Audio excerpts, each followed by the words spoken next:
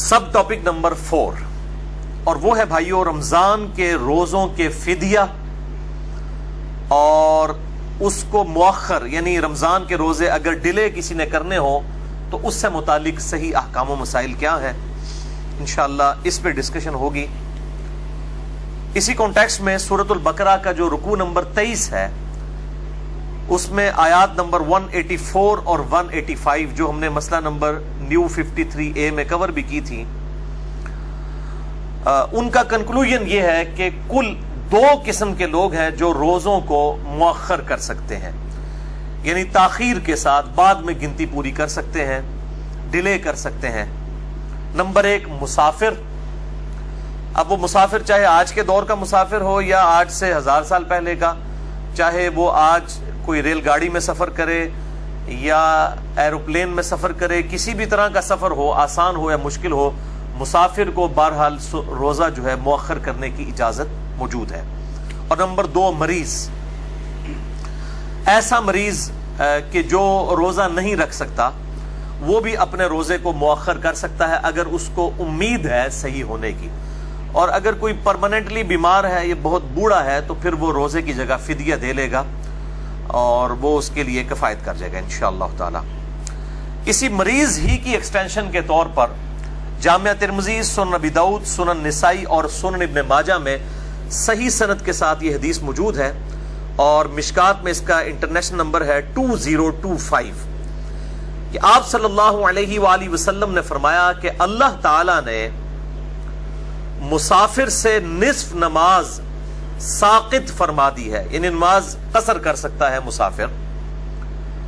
اور اس کے بعد فرمایا کہ 3 لوگ، نمبر 1 مسافر، نمبر 2 دودھ پلانے والی عورت، اور نمبر 3 حاملہ عورت، پریگنٹ جو ہے، ان کو بھی روزہ مؤخر کرنے کی اجازت ہے۔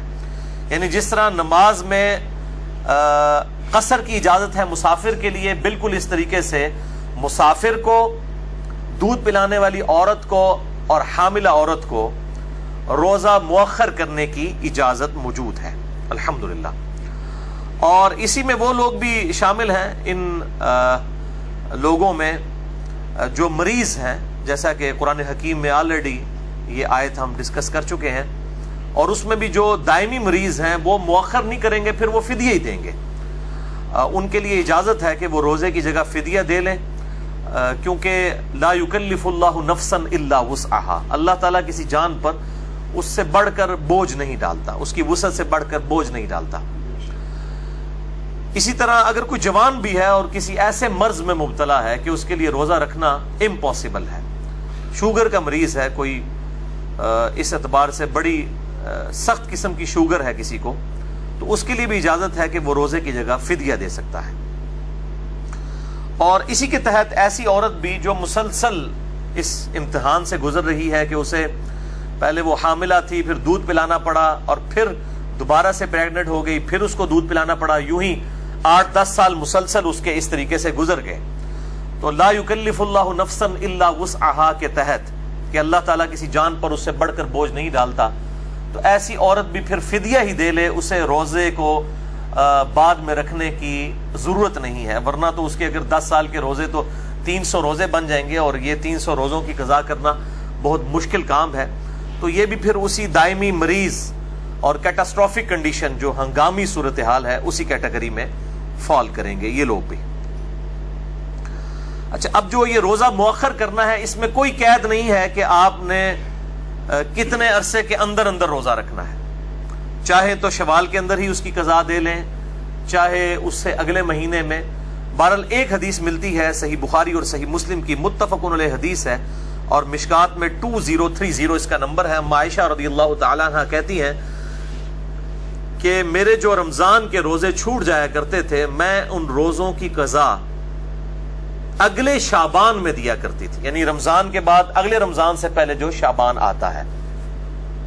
اور اس میں راوی کہتے ہیں آپ صلی اللہ علیہ وآلہ وسلم کی مصروفیت کی وجہ سے، یعنی اگر میاں بیوی کا ازدواجی تعلق کے اعتبار سے اگر عورت کو ٹائم نہ ملے تو وہ پھر شعبان میں آپ صلی اللہ علیہ وآلہ وسلم چونکہ کثرت سے روزہ رکھا کرتے تھے، صحیح مسلم میں حدیث ہے بسا اوقات پورا شعبان ہی روزہ رکھا کرتے تھے، تو اما عائشہ جو ہے وہ اپنے روزوں کی قضا جو مینسز کی وجہ سے مخصوص ایام کی وجہ سے روزے عورت کو رمضان میں چھوڑنے پڑ جاتے ہیں 6-7 روزے، ان کی قضا پھر وہ اگلے شعبان میں دیا کرتی تھی. تو اسی میں امپلائڈ ہے کہ اگر کسی کے گرمیوں کے روزے، جس طرح 28 مئی کو کل روزہ شروع ہو رہا ہے 2017 اور پھر جون کا پورا مہینہ تقریباً روزے بنیں گے، یہ کمزور جو صحت والے لوگ ہیں جو تکلیف کم برداشت کر سکتے ہیں، ان کے لیے پھر اجازت ہے کہ پھر وہ اگر روزہ ان کو تکلیف کی وجہ سے یا بیماری کی وجہ سے یا سفر کی وجہ سے چھوڑنا پڑتا ہے تو پھر روزے کی قضا فیسلٹی کو اویل کرتے ہوئے اگلے رمضان سے پہلے سردیوں میں بھی دے سکتے ہیں. اب یہ نہیں ہوگا کہ گرمیوں کے چھوٹے ہوئے روزے ہیں تو اس کی قضا جو ہے وہ سردیوں میں نہیں دی جا سکتی، تو ایسی کوئی پابندی شریعت میں نہیں ہے. البتہ ایک کریٹیکل ایشو ہے کہ اگر کوئی شخص روزے اتنے مؤخر کر دے کہ اگلا رمضان بھی آ جائے، اب ظاہر ہے اس رمضان کے بھی بعد پھر اس کو روزے کی قضا کرنی ہوگی. تو اس حوالے سے 2 صحابہ کے فتوے ملتے ہیں صحیح سند کے ساتھ.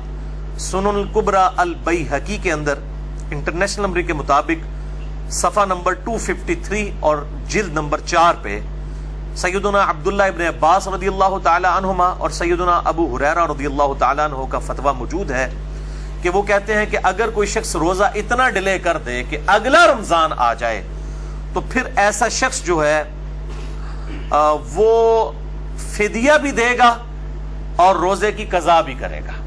یعنی اس کو ڈبل پینلٹی ہوگی کہ وہ یہ سال گزرنے کی وجہ سے ہر روزے کے بدلے ایک مسکین کو کھانا کھلائے گا، وہ آگے آ بھی جائے گا انشاءاللہ تعالی فدیہ، اور پھر ساتھ وہ روزے کی قضا بھی دے گا، اس کو ڈبل معاملہ کرنا ہوگا.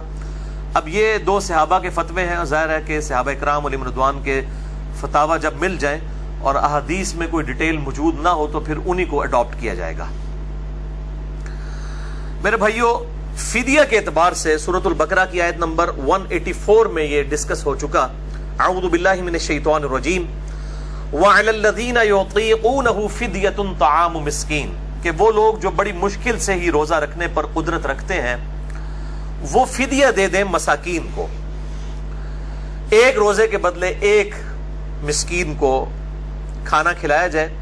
اسی کانٹیکس میں صحیح بخاری میں حدیث ہے انٹرنیشنل نمبر کے مطابق 4507. ابن عمر رضی اللہ تعالی عنہما کہتے ہیں کہ یہ آیت منسوخ ہے، یعنی اب روزہ ہی رکھنا ہوگا. بہرحال اس کے مقابلے پر سیدنا عبداللہ ابن عباس کا قول ہے جس پہ امت کا اتفاق ہوا ہے. انٹرنیشنل نمبر کے مطابق صحیح بخاری میں 4505 ابن عباس کہتے ہیں کہ یہ آیت منسوخ نہیں ہے کہ وَعَلَى الَّذِينَ يُطِيقُونَهُ فِدْيَةٌ طَعَامُ مِسْكِينٍ، بلکہ یہ اجازت اس بوڑھے اور بوڑھیا کے لیے ہے جو بڑھاپے کی کمزوری کے باعث روزہ نہ رکھ سکیں کہ وہ اپنے روزے کے بدلے فدیہ دے سکتی ہیں یا دے سکتا ہے ایک مسکین کو. اور اسی میں وہ دائمی مریض بھی شامل ہوں گے چاہے جوان ہو لیکن ان کا مرض اس نوعیت کا ہے کہ ٹھیک ہونے کی امید نہیں ہے اور اس مرض میں وہ روزہ نہیں رکھ سکتے، تو وہ بھی پھر ہمیشہ ہی ایک روزے کے بدلے ایک فدیہ دے لیا کریں.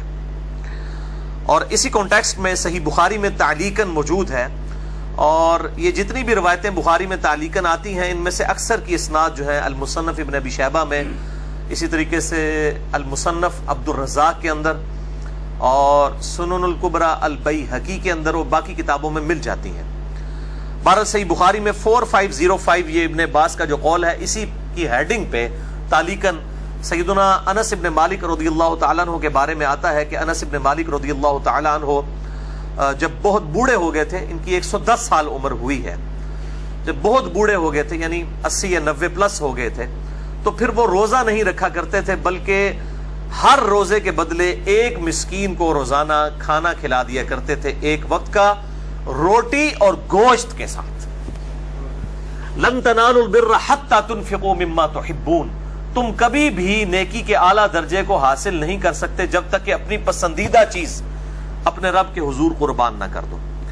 تو فدیہ کھلاتے ہوئے بھی یہ ذہن میں رکھا جائے کہ یہ نہیں ہے کہ خود جو ہے وہ گوشت کو کھانا کھاتا ہے تو اب وہ دال کے ساتھ کھانا کھلانا شروع کر دے یا اس سے بھی کوئی نیچے درجے کی چیز اللہ کی راہ میں خرچ کرے مساکین کے فدیے کے طور پہ، تو اس کی اسلام میں اجازت نہیں ہے اور نہ اسلام اس کو پسند کرتا ہے. بلکہ جو عموماً کوئی کھانا کھاتا ہے، اگر کوئی غریب ہے وہ غریب کے لیول کا کھانا کھاتا ہے تو وہ اسی لیول کا کھانا فدیے کے طور پہ مساکین کو دے سکتا ہے. اور اسی طریقے سے اگر کوئی امیر شخص ہے تو جس لیول کا کھانا وہ خود کھاتا ہے تو اس کے بدلے کھانا کھلائے, یہ سب سے بہتر ہے. بہرحال اس پہ بھی اجماع ہے امت کا کہ اگر کوئی کھانا نہیں کھلا رہا تو اتنے کھانے کی جو مقدار ہے, اس کی جو قیمت بنتی ہے, وہ کسی مسکین کو دے دی جائے. اور خصوصاً میں تو اس میں مشورہ دوں گا کہ جو ہمارے مزدور طبقے کے لوگ ہیں یہ اکثر روزہ نہیں رکھتے. ظاہر ہے کہ اگر پورا دن یہ مزدوری کریں گے تو بیچارے کس طرح روزہ رکھ سکتے ہیں. بہرحال شریعت سے تو روزہ اس حوالے سے ان سے ساقط تو نہیں ہوگا. تو ایسے لوگ پھر عموماً جو ہے وہ رمضان میں ادھار اٹھا لیتے ہیں, یا اگر جنہوں نے روزہ رکھنا ہے, کوئی لاکھوں میں ایک ہوتا ہے کہ جو اتنا جس کو اللہ توفیق دیتا ہے. بہرحال اکثریت تو روزہ رکھتی نہیں ہے. اور یہ بھی مطلب پبلک میں بھی مشہور ہے کہ جی وہ عجیب و غریب قسم کے واقعات بنائے ہوئے ہیں. جی ایک گورا آ گیا, جی اس نے دیکھا ایک مزدور مزدوری کر رہا تھا, اس کو علیحدہ لے گیا, اس کو کہا تمہیں کوئی نہیں دیکھ رہا, پانی پی لو. تو اس نے کہا میں اللہ کے ڈر کی وجہ سے نہیں پیوں گا, میرا روزہ ہے. تو یہ ساری میرے بھائیوں یہ لطیفے ہیں اور یہ سارے واقعات ہیں. کوئی لاکھوں میں ایک شاید اس طرح کا ہو, ادروائز مزدوروں کی جو اکثریت ہے علا وجہ بصیرت 90% زیادہ مزدور جو ہے روزہ نہیں رکھتے, اور نہ وہ رکھ سکتے ہیں. کیسے رکھیں؟ تو ان کو پھر اس قسم کا فدیہ دے دیا جائے, یا کم از کم ان کو 1 مہینے کا خرچہ ڈلوا دیا جائے, تاکہ وہ رمضان کے روزوں میں اپنے کام سے چھٹیاں کر کے تو کم از کم روزے تو رکھ سکیں. ادروائز تو ان کے لیے بڑا مشکل ہو جائے گا. تو اگر کسی کی زندگی موت کی کشمکش بن جائے اور وہ پھر اس صورتحال میں روزہ چھوڑ دے مزدوری کی وجہ سے, اور بعد میں پھر سردیوں میں روزے کو مؤخر کر لے, تو اجتہاداً میں سمجھتا ہوں لا یکلف اللہ نفسا الا وسعہا کے تحت کوئی نہ کوئی گنجائش نکل آئے گی. لیکن یہ عمومی گنجائش نہیں ہوگی. اس کے رشتہ داروں کی, قریبی احباب کی, دوست یاروں کی یہ ذمہ داری ہے کہ اس کے لیے کوئی ایسا معاملہ کر دے کہ تاکہ وہ رمضان میں مزدوری نہ کرے, اور اس کو 1 مہینے کا خرچہ ڈلوا دیا جائے تاکہ وہ اپنا جو ہے وہ روزے رکھ سکے. تو یہ زیادہ یعنی حقدار ہیں کہ ان کو مہینے کا راشن ڈلوا دیا جائے. اور یہ ایک مسکین کو کھانا کھلانا ایک وقت کا, یہ تو کم از کم ڈیٹم لیول ہے. اگر آپ اس سے زیادہ بھی کھلانا چاہیں تو بہت اچھی بات ہے, 2 وقت کا, 3 وقت کا, جتنا بھی. 3 وقت کا تو خیر رمضان میں نہ کھلائیں, روزے ہی نہیں رکھے گا وہ. یعنی اس کے ایکویولنٹ آپ اس کو پیسہ دے دیں یا مال دے دیں کہ تاکہ وہ اپنا راشن پانی کے ساتھ معاملہ چلا سکے. بہرحال احناف کا اس میں موقف ہے کہ 2 وقت کا کھانا, تو میں سمجھتا ہوں یہ موقف ان کا غلط ہے, کیونکہ جو صحیح حدیث اس کو سپورٹیو ہے ہمارے موقف کو, وہ صحیح بخاری اور مسلم کی متفق علیہ حدیث ہے. میں نے پچھلی دفعہ بھی ڈسکس کی تھی روزے کی قضا اور کفارہ سے ریلیٹڈ جو ٹاپک تھا. اس میں انٹرنیشنل نمبر کے مطابق مشکات میں 2004 ہے اور بخاری اور مسلم دونوں میں موجود ہے. جو ایک شخص نے اپنی بیوی کے ساتھ ازدواجی تعلق کی وجہ سے روزہ توڑ لیا تھا, تو اس کے کفارے کے طور پر آپ صلی اللہ علیہ وآلہ وسلم نے فرمایا تھا یا تو ایک غلام آزاد کرو. اس نے کہا میں غلام نہیں آزاد کر سکتا, تو فرمایا 60 روزے رکھو. تو اس نے کہا میں 60 روزے بھی نہیں رکھ سکتا, تو فرمایا پھر 60 مساکین کو کھانا کھلا دو. پھر آنورڈ حدیث چلتی ہے. تو 60 روزوں کے بدلے 60 مساکین کو کھانا کھلانے کا آپ صلی اللہ علیہ وآلہ وسلم نے فرمایا. 120 مساکین کو نہیں فرمایا, اور نہ 60 مساکین کو 2 ٹائم کا کہا, بلکہ کہا یا 60 روزے رکھ لو یا 60 مسکینوں کو کھانا کھلا دو.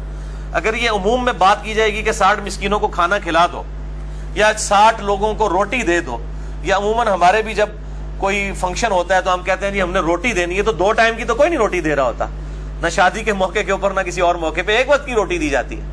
یا اسی طریقے سے کوئی سرمنی جب سیلیبریٹ کی جاتی ہے تو کہا جاتا ہے جی ہم نے روٹی دینی ہے. تو روٹی کا مطلب تو کوئی بھی یہ نہیں لیتا کہ 2 ٹائم کی روٹی دینی ہے رشتہ داروں کو, 1 ٹائم کی دی جاتی ہے. یہ انڈرسٹوڈ ہے. تو 60 روزوں کے بدلے کہا گیا ہے 60 مساکین کو کھانا, تو ایک ہی وقت کا مسکین کا فدیہ جو ہے وہ ایکویولنٹ اس کے کافی ہے. تو آج 27 مئی 2017 ہے, کل انشاءاللہ تعالی پہلا روزہ ہوگا 28 مئی 2017 کو.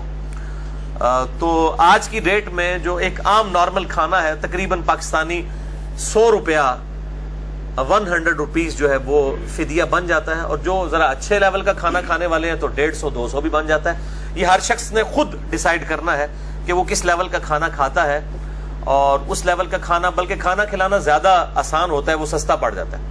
گھر میں اگر کھانا پکا ہوا ہو تو ایک مسکین کو کھانا اگر کھلایا جائے تو وہ 50 روپے سے بھی کم لاگت آئے گی.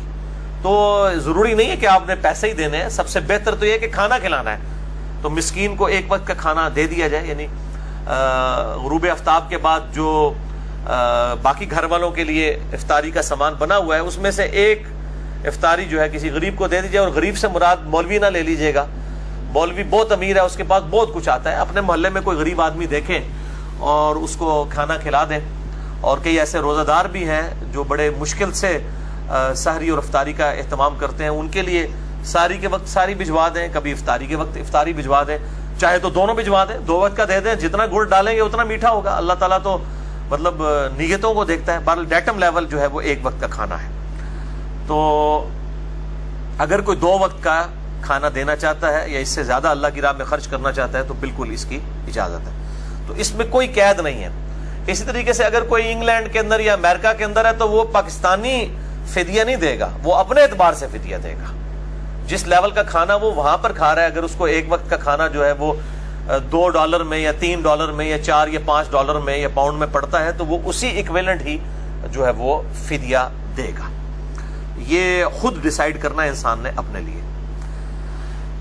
سب ٹاپک نمبر 5، کیا مسافر سفر کے دوران روزہ رکھ سکتا ہے؟ اس کا صحیح مسئلہ کیا ہے؟ اس کانٹیکسٹ میں کل 5 صحیح الاسناد احادیث انشاءاللہ تعالی میں ڈسکس کروں گا.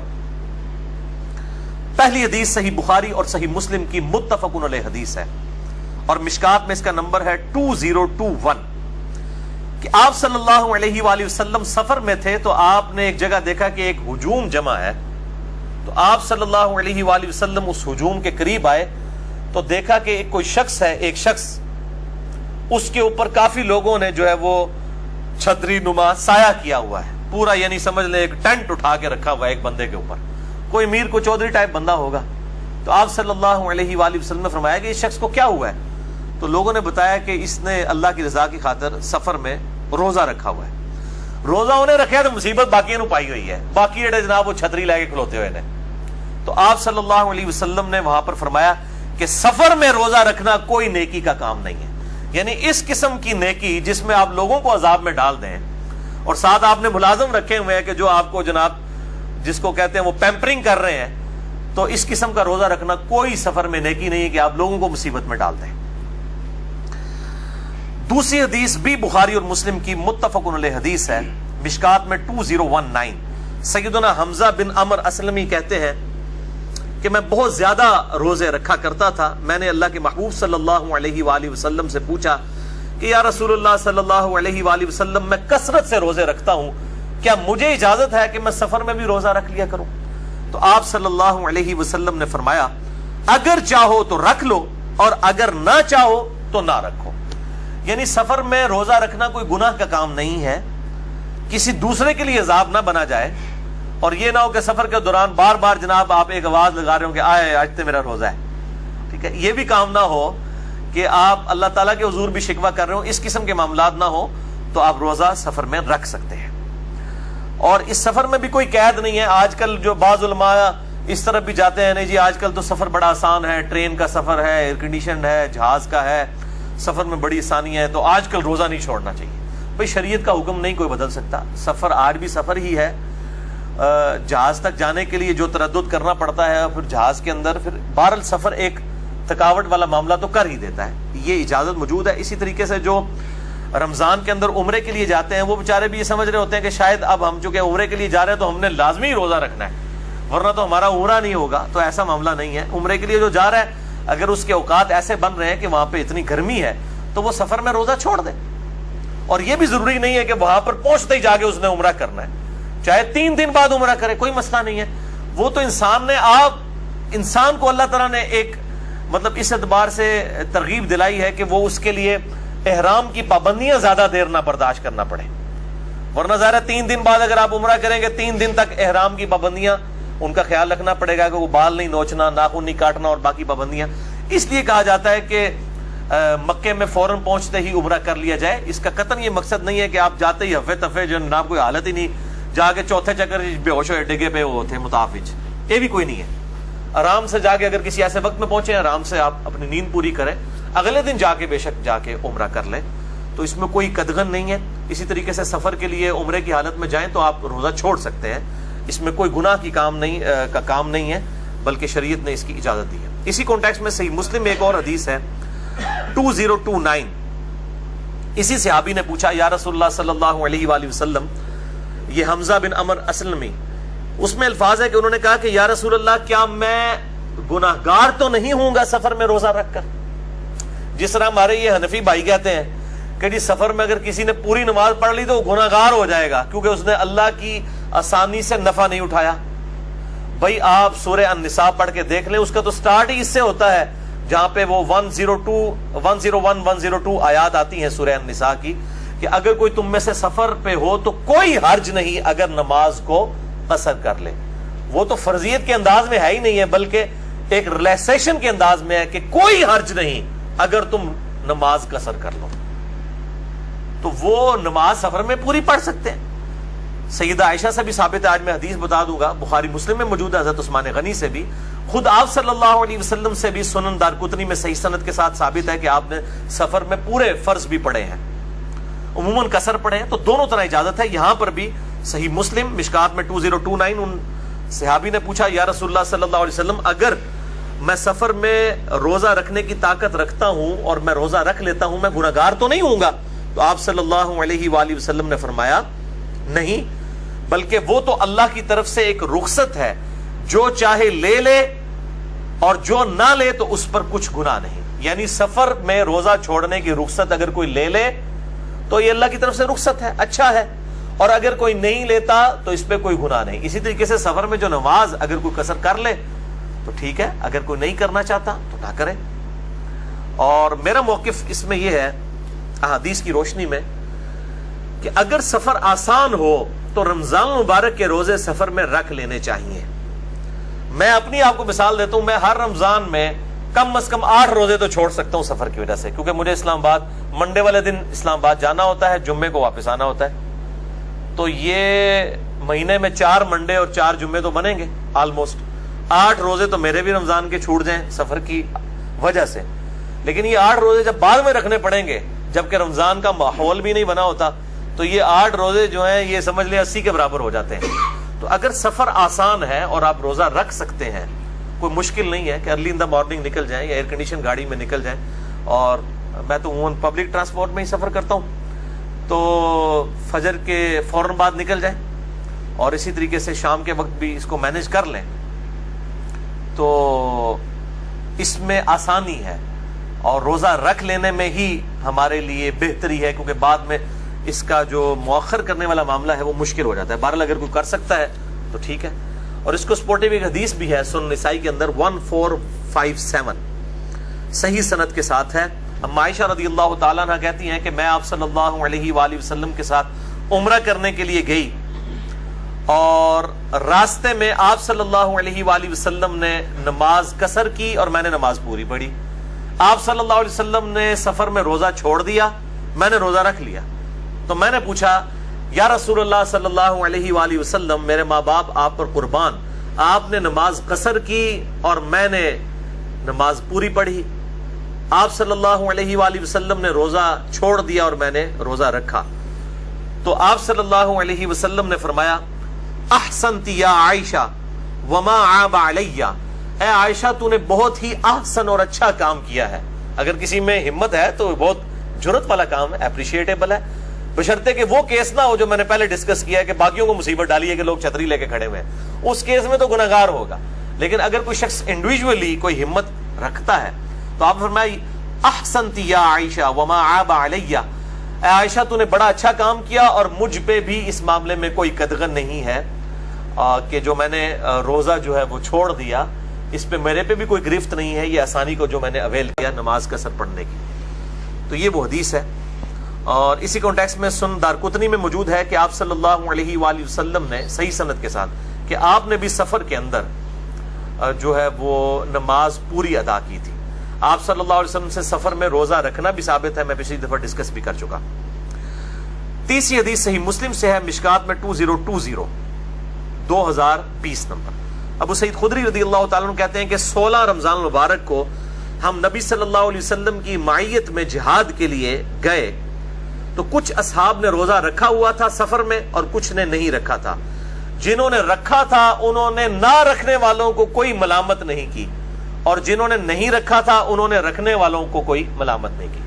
یہاں تو الٹ ہوتا ہے, جو رکھ لے گا دوسروں کو جناب وہ پھر کہے گا جناب اٹے کٹے ہو کے روزہ رکھ سکتے سو کیوں نہیں رکھا, اور اگر کوئی مولوی ٹائپ ہوگا جس کو مسئلہ پتا ہوگا اور اس نے روزہ نہیں رکھا ہوگا تو وہ رکھنے والوں کو ٹانٹ کر رہا ہوگا کہ جناب تجھے یہ جڑا اللہ دی فیسلٹی تو فائدہ نہیں چکا ہے. جو کچھ یہ حنفیوں نے یہ پراپوگنڈا کیا ہوتا ہے کہ نہیں جی لازمی واجب ہے قصر کرنا ہے اور روزہ چھوڑنا ہے. واجب نہیں ہے, یہ ایک آپشن ہے.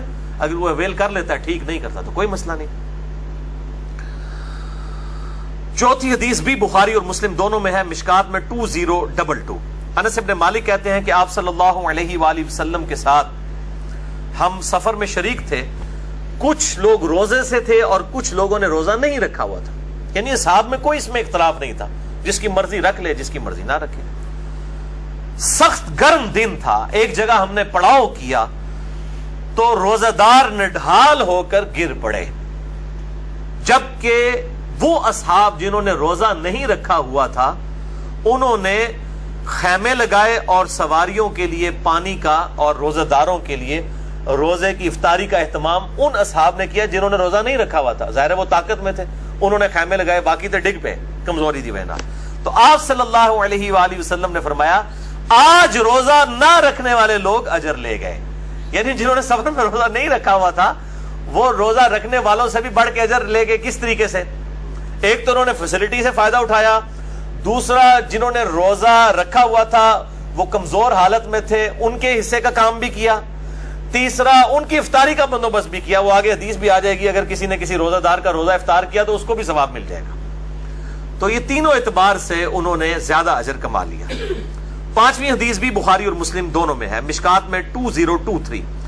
ابن عباس کہتے ہیں کہ ہم مدینے سے مکہ کے لیے جب روانہ ہوئے تو مقام عصفان پر آپ صلی اللہ علیہ وآلہ وسلم نے پانی منگوا کر ہاتھوں کو یوں بلند کیا اور پیالہ اسی طریقے سے پبلکلی اٹھا کے آپ صلی اللہ علیہ وسلم نے پانی جو ہے وہ نوش فرما کے عصر کے وقت میں, صحیح مسلم میں موجود ہے, کہ روزہ اپنا توڑ دیا, افطار کر لیا.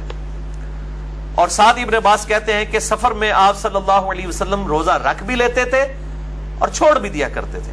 اور اسی کا ایک طریق صحیح مسلم میں ہے, مشکات میں 2024 اور 2027, کہ فتح مکہ کے موقع پر یہ ایک ایسا موقع آیا کہ ظاہر صحابہ جہاد کے لیے جا رہے تھے, عین ممکن تھا کہ وہاں پر لڑائی بھی ہو جاتی, تو کمزور آدمی تو لڑائی نہیں لڑ سکتا. تو آپ صلی اللہ علیہ وآلہ وسلم نے جب دیکھا کہ کمزوری ہے اصحاب پہ اور آپ پہ خود بھی, تو عصر کے موقع پر آپ صلی اللہ علیہ وسلم نے پانی کا پیالہ منگوا کر پبلکلی یوں بلند کیا اور اپنا روزہ توڑ لیا. یہ اثر آپ حنفیوں والی اثر نہ سمجھیے گا کہ پیچھے 1-1.5 گھنٹے ہی رہ گیا ہے. یہ اثر وہ ہے جو کم از کم افطار میں ابھی 2 سے 2.5 گھنٹے پڑے ہوئے ہیں, اور ظاہر کریٹیکل وقت ہے. آپ صلی اللہ علیہ وآلہ وسلم نے روزے کو توڑ دیا, اور ظاہر اعلانیہ اس لیے کیا کہ باقی اصحاب بھی روزہ توڑ دیں. تو آپ صلی اللہ علیہ وآلہ وسلم کو بتایا گیا ابھی بھی کچھ لوگ ہیں جنہوں نے روزہ نہیں توڑا. تو اس حدیث کے مسلم شریف کے الفاظ ہیں, آپ صلی اللہ علیہ وسلم ناراض ہوئے اور آپ نے فرمایا وہ نافرمان لوگ ہیں, وہ نافرمان لوگ ہیں, 2 دفعہ فرمایا, جنہوں نے میرے اس طریقے پہ چلتے ہوئے اپنا روزہ نہیں توڑا. جنہوں نے نہیں توڑا وہ نافرمان ہے, اور توڑنے والے تابع فرمان ہیں. کیونکہ اب کریٹیکل سچویشن تھی, جنگ ہو سکتی تھی, اب نڈھال لوگوں نے تو پھر جا کے گر ہی جانا تھا, لڑنا کیا تھا. تو آپ صلی اللہ علیہ وآلہ وسلم نے روزہ توڑ دیا. اس سے یہ بات بھی پتہ چلی کہ اگر کوئی شخص ہمت کر کے سفر میں روزہ رکھ لے اور بعد میں اسے احساس ہو کہ میں تو روزہ نہیں نبھا سکتا, تو وہ روزہ توڑ بھی سکتا ہے. اس پہ کوئی گناہ بھی نہیں ہوگا, صرف اس کے بدلے ایک روزہ قضا کرنا ہوگا, کوئی کفارہ بھی نہیں ادا کرنا ہوگا. خود آپ صلی اللہ علیہ وآلہ وسلم نے روزہ توڑ دیا. تو کتنی آسانی والا معاملہ ہو گیا اس واقعے کی وجہ سے کہ اگر کسی شخص نے ہمت کر کے روزہ رکھا سفر میں کہ میں نبھا لوں گا, اور بعد میں اسے احساس ہوا, تو اب یہ نہ وہ سوچے کہ یار میں نے اگر روزہ توڑ دیا تو مجھے 60 روزے رکھنے پڑیں گے. نہیں, بلکہ سنت ہے. کمزوری کی وجہ سے اگر کوئی شخص روزہ توڑ لیتا ہے سفر میں, عام حالت میں بھی اگر کوئی شخص روزہ نہیں نبھا سک رہا اور زندگی موت کی کشمکش بن گئی ہے اس کے لیے, تو وہ بھی روزہ مریض کے طور پر توڑ سکتا ہے. بعد میں وہ اس روزے کی قضا دے لے گا, ایک روزے کے بدلے ایک روزہ. اور یہ بھی ضمن مجھے یاد آ گیا, یہ روزہ توڑنے کا جو کفارہ ہے جو میں نے پچھلی دفعہ ڈسکس کیا, یہ صرف فرض روزے کا ہے. نفلی روزہ اگر کوئی توڑتا ہے تو نہ اس کی قضا ہے اور نہ کفارہ ہے, چونکہ ہے ہی نفلی عبادت تھی. یہ حنفی کہتے ہیں جی اب نفلی عبادت اگر کوئی توڑ دے تو وہ پھر اس پہ واجب ہو جاتا ہے کہ وہ پورا کرے. تو یہ بالکل غلط بات ہے. جو چیز خود ہی نفلی ہے وہ واجب کیسے ہو سکتی ہے؟ الا یہ کہ کوئی منت کا معاملہ ہو, وہ الگ ہے. تو اگر نفلی روزہ کوئی جان بوجھ کے توڑے کسی بھی طریقے سے, تو اس کے بدلے روزہ کوئی نہیں ہے. بلکہ آپ صلی اللہ علیہ وسلم سے بھی ثابت ہے، میں آگے ڈسکس بھی کروں گا۔